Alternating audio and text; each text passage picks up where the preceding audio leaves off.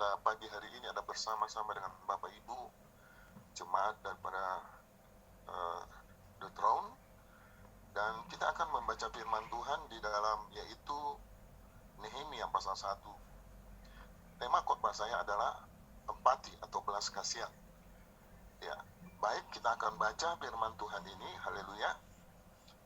Demikian bunyi firman Tuhan, riwayat Nehemia bin Akalia pada bulan Kislev tahun ke-20, ketika aku ada di Puri Susan. Datanglah Hanani, salah seorang dari saudara-saudaraku dengan beberapa orang dari Yehuda. Aku menanyakan mereka tentang orang-orang Yahudi yang terluput, yang terhindar dari penawanan, dan tentang Yerusalem. Kata mereka kepadaku, orang-orang yang masih tinggal di daerah sana yang terhindar dari penawanan ada dalam kesukaran besar. Dan dalam keadaan tercela, tembok Yerusalem telah terbongkar dan pintu-pintunya dan pintu-pintu gerbangnya telah terbakar. Ketika aku dengar berita ini, duduklah aku menangis berkabung selama beberapa hari. Aku berpuasa dan berdoa kehadirat Allah semesta langit. Kataku, ya Tuhan Allah semesta langit, Allah yang maha besar dan dahsyat, yang berpegang pada perjanjian dan kasih setianya terhadap orang yang kasih kepadanya dan tetap mengikuti perintahnya. Berilah telingamu dan bukalah matamu dan dengarkanlah doa hambamu yang sekarang kupanjatkan kehadiratmu siang dan malam bagi orang-orang Israel hamba-hambamu itu. Dengan mengaku segala dosa yang kami orang Israel telah lakukan terhadapmu, juga aku kaum keluargaku telah berbuat dosa. Demikian pembacaan firman Tuhan pada pagi hari ini, saudaraku, yaitu di doa pagi kita. Saudara, kisah daripada seorang yang bernama Nehemia menjadi juru minum dan mempunyai standar hidup yang tinggi karena dia berada di istana raja. Dia dekat dengan raja, saudaraku. Biarlah kita menjadi orang-orang yang mempunyai pendengaran, saudaraku. Dan kita harus menjadi pendengar-pendengar yang mendatangkan belas kasihan. Ya. Dan fasilitas yang kita miliki, saudaraku, adalah bisa membuat banyak orang diberkati. Karena pelayanan ini, saudaraku, sangat luar biasa. Ya, para malaikat di surga akan bersorak-sorak kalau satu orang bertobat, percaya kepada Yesus Tuhan. Dan kita melihat bagaimana pribadi ini, saudaraku, sangat luar biasa. Secara logika, secara manusia, saudaraku, yang akhir-akhir ini manusia semakin egois, semakin mengasihani diri sendiri. Tetapi Nehemia menjadi seorang yang sangat luar biasa, mempunyai empati. Lalu waktu didengar berita tentang Yerusalem, berita tentang saudara-saudaranya, berita tentang keluarganya, saudaraku, satu hal yang menurut akal sehat saya adalah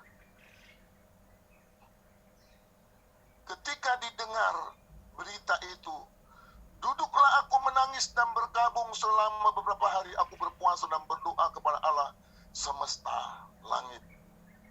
Ketika didengarnya berita itu, dia, saudaraku, mengambil keputusan berdoa dan puasa. Dia menangis, mengasihani saudara-saudaranya, berbelas kasihan kepada keluarganya, berempati kepada saudara-saudaranya pada waktu itu. Dan kita melihat bahwa demikian rupa, saudaraku, yang terjadi di dalam dirinya. Mari kita lihat kembali firman Tuhan di dalam Daniel pasal yang 6 ayat yang ke-11. Daniel pasal 6 ayat yang ke-11, saudara. Ya. Daniel pasal 6 ayat yang ke-11. Kita baca, ya. Daniel pasal 6 ayat 11, demikian bunyi firman Tuhan. Demi didengar Daniel bahwa surat perintah itu telah dibuat, pergilah ia ke rumahnya. Dalam kamar atasnya ada tingkap-tingkap yang terbuka ke jari Yerusalem. 3 kali sehari ia berlutut berdoa serta memuji Allahnya seperti yang biasa dilakukannya. Daniel mendengar berita, kabar tentang saudaraku akan terjadi, yaitu masalah dalam kehidupannya karena dia berdoa. Orang-orang bersekongkol, saudaraku, ingat.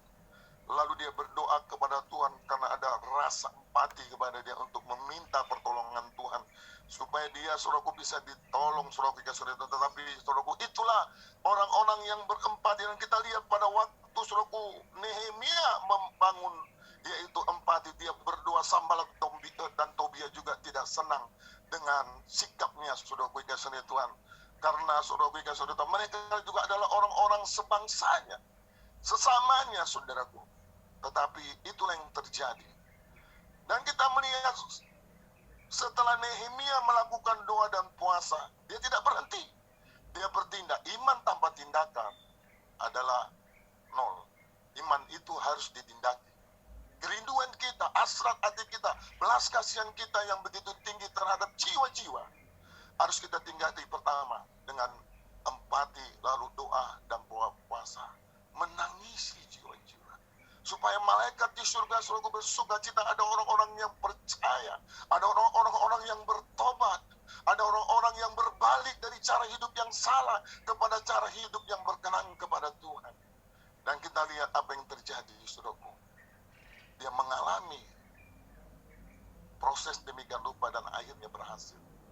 Selanjutnya kita melihat lagi, maju, saudara. Boleh nampakkan slide-nya. Ya, puji Tuhan. Kita melihat lagi, saudaraku, Kolose, saudaraku. Kita lihat di dalam Kolose. Ya. Kolose pasal yang kembali ke atas. Yang pertama. Ya, Kolose pasal 3 ayat 12. Pelayanan kita harus berdasarkan belas kasihan. Dan kita lihat Kolose pasal yang 12, kita baca. Ya. Mari kita lihat selanjutnya. Ya, demikian bunyi firman Tuhan 1, 2, 3. Ya, 1, 2, 3. Bukan seolah-olah aku telah memperoleh hal itu atau telah sempurna, melainkan aku mengejarnya kalau aku dapat menangkapnya, karena aku pun telah ditangkap oleh Kristus. Iya. Coba kembali tadi kepada slide yang tadi, yang di atas. Ya. Boleh? Ya, yang pertama, di atas tadi, di atas. Oke. Yang di atas, yang pertama. Ya, Kolose pasal 3. Lalu dia seolah dia mengejar. Dia mengejar dan seolah mendapatkannya saudaraku. Lalu karena memperolehnya dengan sempurna. Demikian yang dilakukan oleh Paulus dalam pelayanan. Kolose pasal 3, mohon maaf saya salah baca. Karena itu sebagai orang-orang pilihan Allah yang dikuduskan dan dikasihnya, kenakanlah belas kasihan kepada kemurahan, kerendahan hati, dan kelemah lembutan dan kesabaran. Sabarlah kamu seorang terhadap yang lain, dan ampunilah seorang akan yang lain apabila yang seorang sama seperti ampunilah seorang akan yang lain apabila yang seorang menaruh dendam terhadap yang lain, sama seperti Tuhan telah mengampuni kamu, perbuatlah juga demikian. Ya. Saudara, Paulus berkata kepada jemaat pada waktu di Korintus, kenalkanlah belas kasihan, katanya. Jadi pola pelayanan yang dibangun oleh Paulus karena belas kasihan yang begitu besar di dalam hati. Kita melihat selanjutnya, saudaraku, lanjut lagi ke slide ke bawah. Empati. Dasar pelayanan Yesus adalah belas kasihan dan empati. Mari kita lihat Matius pasal 9 ayat 36. Ya. Matius pasal 9 ayat 36. Matius pasal 9 ayat 36, kita lihat saudara pelayanannya. Demikian Yesus berkeliling ke semua kota dan desa. Ia mengajar dalam rumah-rumah ibadat dan memberitakan Injil kerajaan surga serta melenyapkan segala penyakit dan kelemahan. Melihat orang banyak itu, tergeraklah hati Yesus oleh belas kasihan kepada mereka karena mereka lelah dan terlantar seperti domba yang tidak bergembala. Maka katanya kepada murid-muridnya, tuaian memang banyak tetapi pekerja sedikit, karena itu mintalah kepada Tuhan yang mempunyai Tuhan supaya ia mengirim pekerja-pekerja untuk tuaian itu. Yesus berkeliling, dia menyembuhkan. Kenapa dia mau menyembuhkan, saudara? Karena memang dasarnya di dalam hatinya, karena pribadi Allah itu kasih. Lalu saudaraku, kasih yang ada di dalam diri dia taruhkan kepada orang lain. lalu saudaraku dia berbelas kasihan, maka dia menyembuhkan. Supaya dalam kehidupan kita, dalam pelayanan kita ada terjadi banyak mujizat-mujizat, maka kita harus menaruh belas kasihan di dalam hati kita terhadap orang-orang. Apakah kalau kita mendengar ada seorang di sana yang sedang sakit, atau seorang di sana sedang mengalami kedukaan, apa yang sedang timbul di dalam hatinya? Pasti kita katakan, ya kasihan ya. Tapi kasihan kita hanya di mulut kita, saudara. Tetapi tindakan kita kurang. Hanya ada satu, saudaraku, yang kita boleh lakukan yang tidak dilihat manusia, yaitu berdoa supaya dia merasakan penghiburan, merasakan kasih Allah, merasakan pertolongan Tuhan. Karena kadang-kadang kalau kita menolong, dia bisa menolak karena ada sesuatu lain-lain. Tetapi kalau kita berdoa, kalau kita berpuasa, maka kita akan melihat campur tangan Tuhan di dalam pribadi orang itu. Itulah suatu yang luar biasa yang bisa terjadi di luar akal pikiran kita. Karena kita ini terbatas menolong orang. Tetapi kalau ada Roh Kudus di dalam hati kita, kalau ada firman Tuhan dalam hati kita, maka kita akan melihat mujizat yang luar biasa terjadi. Mari kita lihat lagi melanjut kepada Matius pasal 15 ayat 32. Matius pasal 15 ayat 32, saudara. Ya. Lalu Yesus memanggil murid-muridnya berkata, hatiku tergerak oleh belas kasihan kepada orang banyak itu. Sudah 3 hari mereka mengikuti aku dan mereka tidak mempunyai makanan. Aku tidak mau menyuruh mereka pulang dengan lapar. Nanti mereka pingsan di jalan. Kata murid-muridnya kepadanya, bagaimana di tempat sunyi ini kita mendapat roti untuk mengenyangkan orang-orang banyak yang begitu besar jumlahnya? Kata Yesus kepada mereka, berapa roti ada padamu? 7, jawab mereka. Dan ada lagi beberapa ikan kecil. Lalu Yesus menyuruh orang banyak itu duduk di tanah. Sesudah itu ia mengambil ke-7 roti itu dan ikan itu mengucap syukur, memecah-mecahkannya dan memberikannya kepada murid-muridnya. Lalu murid-muridnya memberikan pula kepada orang banyak. Dan mereka semuanya makan sampai kenyang. Kemudian orang mengumpulkan potongan-potongan roti yang sisa, 7 bakul penuh. Yang ikut makan ialah 4.000 laki-laki, tidak termasuk perempuan dan anak-anak. Lalu Yesus menyuruh orang banyak itu pulang. Dia naik perahu dan bertolak ke daerah Magadan. Orang-orang banyak itu datang mengikut Yesus, saudaraku. Lalu mereka kelaparan. Yesus tahu apapun keadaan kita saat ini, dia tahu, saudara. Kau ada di rumah, apa yang sedang kau gumuli, apa yang sedang engkau cari. Dan firman Tuhan pada waktu itu mereka ngikut. Lalu Yesus berkata, mereka lapar, beri mereka makan. Lalu saudara kemudian, bagaimana kita mau memberi makan? Di sini tidak ada pabrik roti, di sini tidak ada makanan, tidak ada orang berjualan. Lalu Yesus berkata, apa yang ada di tanganmu? Apa yang kamu bawa? Dia bilang ada roti, bawa kemari. Yesus berdoa, oleh karena belas kasihannya dan doa itu mengandung mujizat yang luar biasa. Dan doa yang kita sampaikan pagi hari ini, bagi keluarga kita, bagi saudara kita, bagi siapapun yang kita sedang doakan, biarlah itu terlahir oleh belas kasihan di dalam hati kita. Dan kita membutuhkan akan Tuhan, supaya belas kasihan Tuhan juga datang dalam hidup kita. Dan kita melihat, saudaraku, bagaimana belas kasihan empati Yesus yang sangat luar biasa itu. Terjadi mujizat, terjadi kesembuhan, terjadi berkat, saudaraku yang kasih Tuhan. Makanan, sisa 7 bakul katanya. Terus lanjut kita lihat selanjutnya, saudara. Kita melihat bagaimana ketika Yesus melihat sejumlah besar orang banyak, tergeraklah hatinya orang belas kasihan karena melihat domba-domba itu tanpa penggembala. Dia melihat orang banyak.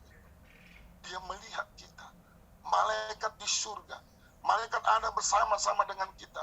Di rumah kita, melihat kita. Ada apa di hati kita? Adakah belas kasihan terhadap jiwa-jiwa? Adakah doa kita yang mengandung belas kasihan terhadap orang-orang lain, tetangga kiri kanan? Mereka sangat membutuhkan Tuhan, saudara. Lalu lanjut, saudara, kita lihat lagi. Ya. Lukas pasal 7 ayat 11-17, kita lihat. Ya.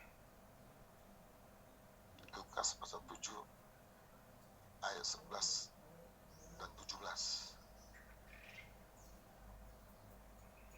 Demikian bunyi firman Tuhan. Lukas pasal 7 ayat 11 dan 17. Ya. Kemudian Yesus pergi ke suatu kota yang bernama Nain.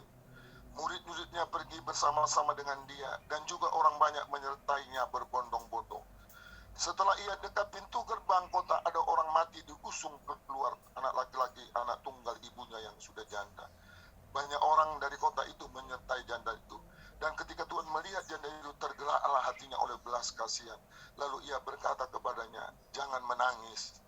Sambil menghampiri usungan itu, ia menyentuhnya, dan sedang para pengusung berhenti, berkata, "Hai anak muda, aku berkata kepadamu, bangkitlah." Maka bangunlah orang itu dan duduk, mulai berkata-kata, dan Yesus menyerahkannya kepada ibunya. Semua orang itu ketakutan, dan mereka memuliakan Allah sambil berkata, "Seorang nabi besar telah muncul di tengah kita, dan Allah telah melawat umatnya." Maka tersiarlah kabar tentang Yesus di seluruh Yudea dan di seluruh daerah sekitarnya. Bapak Ibu yang dikasih oleh Tuhan, yang kita melihat Yesus berada di suatu kota. Ada seorang ibu yang sedang menangis kehilangan anaknya dan sedang dibawa menuju ke kuburan. Lalu oleh belas kasihan daripada Yesus melihat wanita itu, lalu dia berkata, "Hai ibu, jangan kau menangis." Dan dia menjamah. Yang kita tahu memang ibu-ibu banyak sekali pergumulannya, ya. Ya, suami, anak-anak, ya, uang listrik, uang air, dan lain-lain, ya. Ingatlah, Yesus punya belas kasihan kepada engkau untuk menolong. Apapun yang kita sedang gumuli, dan kita melihat, ibu mana yang tidak menangis melihat keadaan itu. Tetapi yang kita lihat di sini, Yesus melihat dia dan berbelas kasihan. Itulah yang sebenarnya yang ada di dalam hati kita, dalam hidup kita. Dan banyak hal, saudaraku, dalam perjalanan ini, kita diperhadapkan pada keadaan demi keadaan yang sedang terjadi. Tetapi biarlah minta roh belas kasihan Tuhan itu ada di dalam. Tetap kita mempunyai hati yang berbelas kasihan terhadap jiwa-jiwa. Dan malaikat yang selalu bersama-sama kita memuji-muji Tuhan akan menaruhkan roh itu, akan memberikan kemampuan itu, akan memberikan kekuatan itu kepada kita. Dan kita melihat mujizat akan terjadi. Kita melihat terobosan akan terjadi. Kita melihat akan terjadi multiplikasi daripada pelayanan kita, daripada apa yang kita taruh kepada Tuhan. Dan itulah yang Tuhan inginkan di dalam diri kita. Seorang yang bernama Nabi Nehemia, secara logika, apa dia kalau dia berpikir seperti manusia biasa, lah peduli amat. Aku sudah senang di istana raja, aku juru minum, mempunyai kedudukan. Tetapi demi didengarnya berita tentang keluarganya, berita tentang orang, maka dia bertimbul empati, dia menangis. Lalu dia mengambil doa dan puasa. Engkau punya empati, tapi kalau engkau tidak berdoa dan puasa, engkau akan melakukannya dengan daging, dan engkau terbatas. Tetapi kalau engkau berdoa dan puasa, akan terjadi mujizat yang bisa lebih besar, dan engkau mampu menghadapi segala tantangan. Kita mampu, saya dan saudara mampu menghadapi tantangan. Di daerah yang saya pimpin, saya pindah 08 dari gereja penyebaran Injil. Bertahun-tahun daerah itu hanya ribut, bertengkar. Saudaraku, tidak ada perkembangan. Tadinya saya bukan orang yang dipilih, sudah terpilih orang untuk yang menjadi ketua pelanjutnya. Saya hadir, saya berbicara. Lalu dikatakan oleh Om John, udah pendeta Larisman saja yang menjadi ketua. Saya menangis. Saya bilang, Tuhan, tolong saya. Saya berdoa, saya berpuasa, saya berdoa. Saya membapai mereka. Saya menjadi malaikat bagi mereka untuk menolong mereka. Keluar dari permasalahan, keluar dari pola pikir, dari prinsip-prinsip mindset yang salah. Saya dekati di Surabaya, Tuhan. Saya pergi ke Natal. Pernah sekali sama Bapak Gembala. Saya pergi Natal, pernah sekali sama Bimpus. Waktu pergi sama Bimpus, Surabaya, Tuhan. Saya melihat ibu-ibu dalam Natal Akulah di desa, saudaraku, di Kendari. Pak Gembala pernah ke sana. Lalu pada waktu itu saya sebelum acara bahwa Pak Bimbus akan datang ke daerah 08, saya pergi ke Pasar Senen dan saya lihat di situ banyak sekali tas. Dan saya lihat, wah ini saya bisa beli.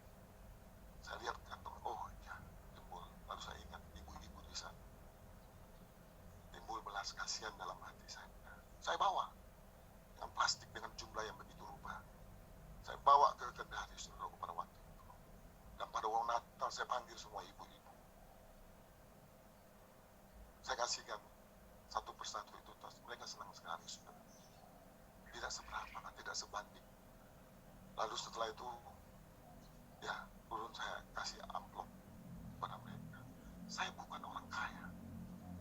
Saya bukan orang yang berlebihan. Saya memberi dalam kekurangan. Empati itu bukan karena engkau berlebihan. Dalam kekurangan engkau memberi. Tuhan melihat bahwa dua janda itu memberi. Janda itu memberikan dua perak.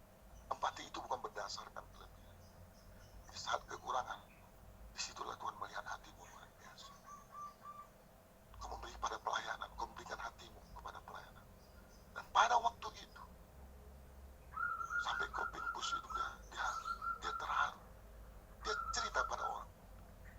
Karena memang biarlah hati kita penuh dengan belas kasihan. Saya punya background hidup yang kasar. Saya anak seorang tentara, dibentuk dengan gaya hidup yang tidak baik. Tetapi setelah perjumpaan dengan Yesus oleh firman-Nya dan Roh Kudus di Majalengka di Syam, Allah mengubah hidup karakter saya, pola pikir saya, prinsip-prinsip yang lama itu, prinsip-prinsip dunia itu dibuang dengan prinsip-prinsip ilahi, saudara. Belas kasihan mendatangkan mujizat yang luar biasa. Belas kasihan, empati dalam hati kita. Kita tahu daerah kita ini butuh orang-orang empati kita. Dan mereka sedang menuju kemana kita tidak tahu. Mereka datang ke sini, mereka butuh hiburan. Saudara, maka kitalah sebenarnya yang dicari. Karena malaikat di surga ada menyertai kita. Mereka butuh kuasa Allah yang luar biasa di dalam diri. Kita lanjut lagi, saudaraku. Ya. Dan ketika Tuhan dalam firman, ketika Tuhan melihat janda itu, tergeraklah hatinya orang belas kasihan. Ia berkata kepada, jangan menangis. Haleluya. Sambil mengambil usungnya, ia menyentuhnya. Sedang para pengusung berhenti, ia berkata, hai anak muda, aku berkata kepada bangkitlah. Maka bangunlah orang itu dan duduk, mulai berkata-kata. Yesus menyerahkan kepada ibu. Haleluya. Ibunya itu senang sekali, saudaraku. Ibu-ibu mana yang senang? Anak yang sakit disembuhkan. Ibu-ibu mana yang senang kalau anaknya berhasil? Rasa empati Yesus melihat ibu itu terjadi mujizat. Rasa empati kita melihat jiwa-jiwa terjadi mujizat. Amin. Katakan amin. Haleluya. Terus kita lanjut lagi, saudara. Haleluya. Sedikit lagi. Haleluya. Tuhan baik, sungguh baik, teramat baik kepada kita semua. Haleluya. Bisa dilanjut itu slide-nya. Terima kasih Tuhan. Terima kasih Yesus. Ya. Haleluya. Puji Tuhan. Ya. Baik, kita lihat lagi slide-nya. Saya tadi belum tahu bahwa begini kejadiannya, jadi saya mau tanya apakah saya lihat, puji Tuhan tidak. Betul yang tadi, ya. Belas kasihan dasarkan pertolongan. Kenapa Yesus berbelas kasihan? 1 Yohanes 4, karena Allah itu kasih. Ya, kenapa dia karena dia kasih, karena dia cinta. Saudaraku, kenapa Yesus, karena begitu besar kasih Allah akan dunia, sehingga dikaruniakan anaknya tunggal, supaya barang siapa percaya kepada dia tidak binasa, melainkan beroleh hidup yang kekal. Kalau Yesus dia ada di hati kita, kalau kasih itu ada dalam hati kita, sama seperti yang dimiliki oleh Nehemia, dia ada di istana raja. Yesus meninggalkan tahtanya, surga yang mulia itu, hanya untuk datang menyelamatkan Bapak, Ibu, dan saudara. Kita ini yang harusnya dibakar, dibawa saudaraku oleh Tuhan, yaitu ke sampah. Karena kita ini saudaraku berdosa, pikiran kita selalu berbuat jahat. Tetapi karena begitu besar kasih Allah akan dunia, sehingga dikaruniakan anak itu, supaya barang siapa percaya tidak binasa, melainkan beroleh hidup yang kekal. Kembali ke belas kasihan itu. Haleluya. Terus lanjut lagi Pak. Haleluya. Puji Tuhan. Belas kasihan berdasarkan pertolongan Allah. Terus lanjut lagi. Haleluya. Belas kasihan itu tidak kenal perbedaan. Merangkul semua orang yang membutuhkan, bukan hanya untuk agama tertentu, budaya tertentu, suku tertentu. Belas kasihan yang diajarkan Yesus kepada kita, kepada semua universal. Tidak tertentu orang. Tetapi semua orang sangat membutuhkan Bapak Ibu Saudara. Jemaat gereja Tron, orang-orang di kota ini sedang membutuhkan kita, karena kita selalu bergaul dengan malaikat Tuhan yang akan berdampak bagi mereka membutuhkan pertolongan daripada kita. Belas kasihan Allah mendorong kita untuk menjadi pribadi yang berbelas kasihan. Haleluya. Terus lanjut sedikit lagi, ya. Dan ketika Tuhan melihat keadaan itu tergerak hatinya, belas kasihan berkata, jangan menangis. Terus lanjut lagi, haleluya. Pribadi yang memiliki hati yang berbelas kasihan adalah siapa? Yusuf. Yusuf, saudaraku, kita tahu kejadian dan kisah hidupnya. Dia bermimpi dan dia punya tujuan baik. Lalu saudara-saudara yang menjual dia. Lalu kita lihat, saudara dikasih oleh Tuhan, bagaimana dia mempunyai perjalanan hidup. Lalu dia dikhianati, dimasukkan ke penjara. Tetapi satu hal, mimpinya tetap dia pegang. Karena malaikat Allah melawat dia dan memberikan mimpi kepada dia. Pada waktu dia menjadi raja, dia melihat saudara-saudara yang telah berbuat jahat kepada dia. Lalu timbul belas kasihan dan dia menangis. Dia meraung. Sudah tahu itu ayat firman Tuhan. Kejadian pasal 45. Masih hidup ke ayah? Katanya begitu. Ini aku Yusuf, katanya, yang kau jual itu. Saudara, kalau tidak mempunyai belas kasihan, masa kau ini hari ya, ketemu saya, kau dulu jual saya ya, kau dulu menyakiti hati saya ya. Sekarang kau rasain sekarang balas. Saudara, itu orang dunia. Anak Tuhan tidak begitu, amin. Amin. Anak Tuhan mempunyai belas kasihan. Lalu dia timbul belas kasihan. Masih hidup ke ayah, masih hidup ke bapak. Haleluya. Dia memeluk saudara, adiknya itu, dan cintanya luar biasa. Orang yang berbelas kasihan, mau orang jahat, tapi dia berkata, maka itu kita perlu firman dan roh kudus untuk memampukan kita. Siapa lagi mempunyai roh belas kasihan? Daud. Ya, tadi itu dalam Kejadian 45 ayat 1. Kita lihat 1 Samuel 9, kau dibaca, nanti baca aja di rumah sendiri. 1 Samuel 9, bagaimana Daud mempunyai hati yang sangat luar biasa. Daud adalah pribadi orang yang pantas menghujat Allah. Ingat dulu, pada perjalanan hidupnya, keluarganya, bagaimana dia merebut serobot kedudukan. Dia menjadi orang yang diurapi. Ada acara di rumahnya, lalu dia tidak diperhatikan, dia dibiarkan saja. Saudara, sakit hati tidak? Kalau ada acara di rumah saudara, ada makam ayah dan ibu saudara bikin pesta, ada pendeta datang, lalu saudara dibiarkan di ladang menjaga domba. Tapi ingat, firman Tuhan katakan dasarnya adalah, aku menolak Saul, tapi aku memilih Daud yang berkenan di hatiku. Karena Daud hatinya luar biasa. Dia suka memuji-muji Tuhan. Dan saudara lihat bagaimana dia, saudara, dikecilkan oleh saudara-saudara. Kau bikin apa di sini? Melihat-lihat. Saya tahu memang kau. Tapi dia bilang apa? Apa salahku? Saya mau melihat-lihat saja. Dan dikatakan lagi, orang siapa bisa mengalahkan Goliat itu? Dan dia berani. Orang yang mempunyai belas kasihan adalah orang berani, bukan pecundang atau pengecut. Dia tidak takut. Sama seperti Nehemia tadi. Dia pertaruhkan kedudukannya, dia pertaruhkan nyawanya. Hanya ada apa? Doa dan puasa. Kau mau berani, kau mau menjadi kuat, ambil doa, baca firman Tuhan itu. Tuhan berkuasa. Malaikat akan beribu-ribu menyertaimu dalam perjalanan itu. Terus kita lihat Daud yang luar biasa. Walaupun anaknya sudah menyusahkan dia, tapi pada waktu anak dia menang, si anak itu hatinya luar biasa. biasa baik sekali ini Daud. Biarpun mertuanya seorang kekasih oleh Tuhan ingin membunuh dia, tetapi dia bilang, Bapak lihatlah apakah aku mengkhianati engkau. Ini ada pucuk jumbamu. Aku bisa aja membunuh, tapi dia tidak melakukan. Karena hatinya luar biasa. Dan lagi luar biasa. Waktu dia mendidik orang-orang dan Siklag dibakar, apa yang terjadi? Semua orang ingin melempari dia. Semua orang menangis karena saudaraku terbakar rumahnya, terbakar. Lalu menangis saudaraku, apa yang terjadi? Daud juga menangis dan sampai tidak bisa menangis. Tapi satu hal yang dibuatnya, yang saya terganggu. Dia bilang, mana baju efod itu? Dia bertanya kepada Allah. Dia mencari. Mampukah kita dalam kesusahan dan tekanan begitu berat? Tapi kita tetap mencari Allah seperti Daud. Karena hatinya yang luar biasa. Haleluya. Amin. Terakhir barangkali, sedikit lagi. Jika doamu dijawab Tuhan, itu bukan karena hasil usahamu, tetapi karena belas kasihan Tuhan semata-mata kepada kita. Haleluya. Terus baca selanjutnya. Kita melihat saudaraku perempuan yang pendarahan 12 tahun. Dan kita baca Matius pasal 19, pasal 9 ayat 21.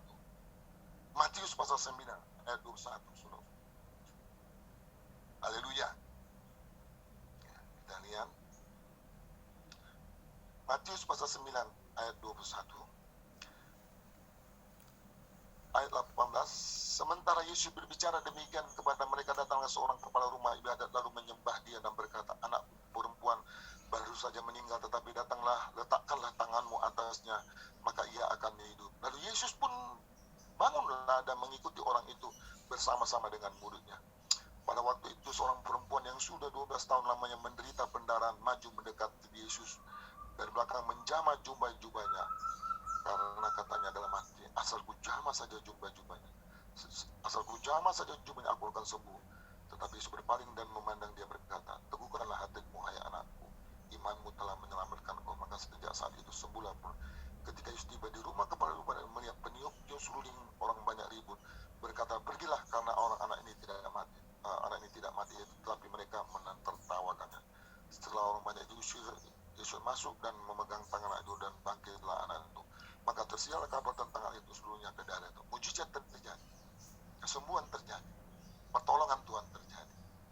Awalnya tadi karena belas kasihan Yesus kepada saudara dan saya.